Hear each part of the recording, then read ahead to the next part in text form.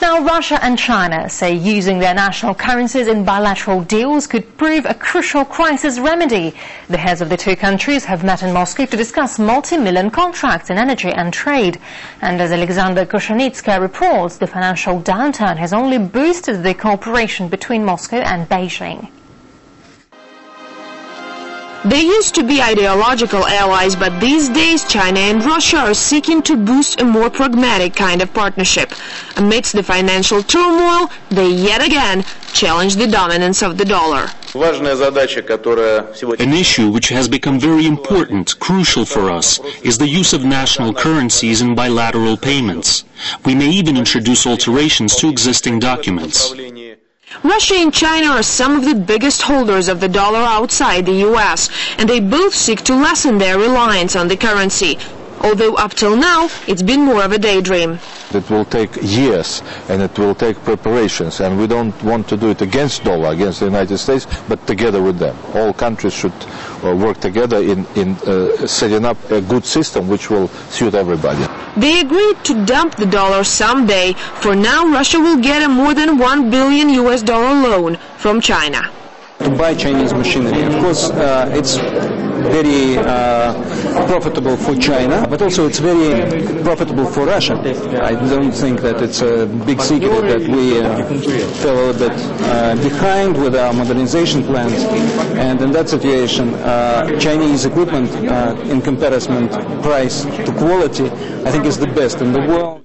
The pace of cooperation between the two has slowed this year, an expected side effect of financial downturn. Oddly, many experts believe it's the crisis that will help the two to emerge as even bigger global players. The role of China, from this point of view, is growing up, but at the same time, as I said, Russia is saying now that that world which was built on the sole superpower doesn't longer exist.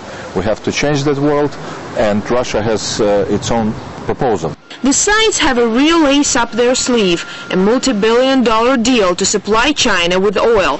In 2010, Russia will begin to ship crude oil to China via the first pipeline in Asia. The deal is a real game-changer for Russia that has been looking to muscle up its presence in the region.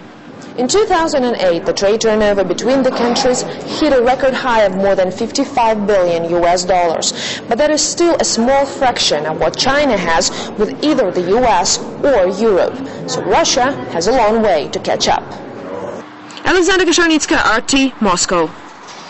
And staying with this story now, Victoria Panova, a political analyst from the Moscow State University of International Relations, joins us now live in the studio. Victoria, a very warm welcome to the studio. So, how have the relations between Russia and China been changing over the past few years, and what are the prospects? Well, I should say there was a gradual but significant improvement over the past, not only few years, but let's say from the time when relationship between China and at that point Soviet Union were normalized in the end of the 80s at Gorbachev.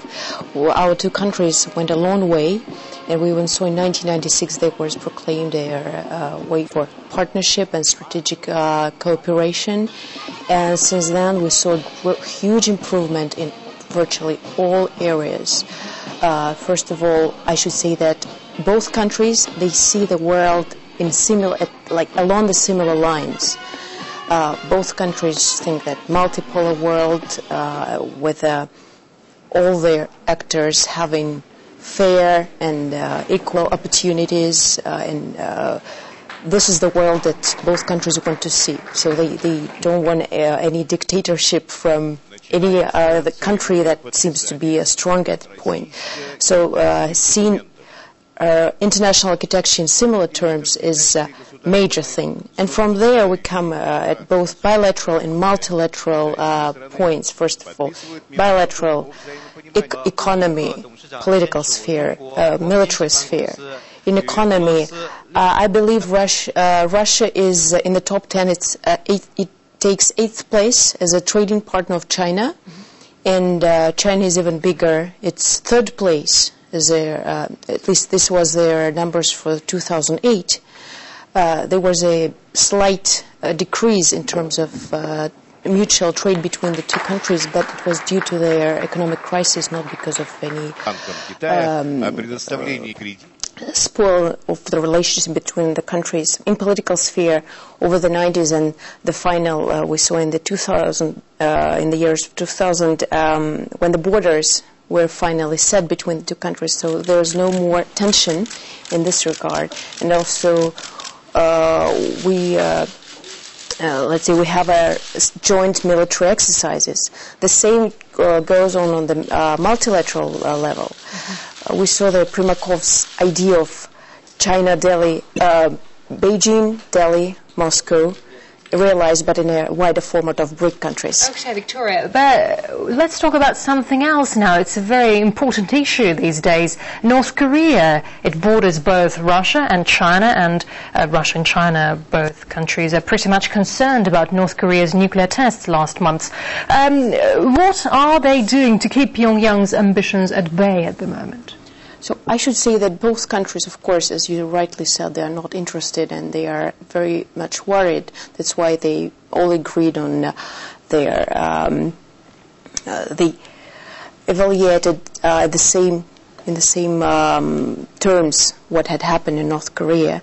And here they also have very similar lines, or very similar approaches. It's not so harsh as the Western approaches, and it's it's still diplomatic way. It's going back to six-party talks, and this is how both countries approach. So it's a continued dialogue, although maybe a bit harsher dialogue at this point with North Korea, and by no means by military intervention. That's for sure. All right, Victoria Pinot, political analyst from the Moscow University of International Relations. Victoria, thank you very much.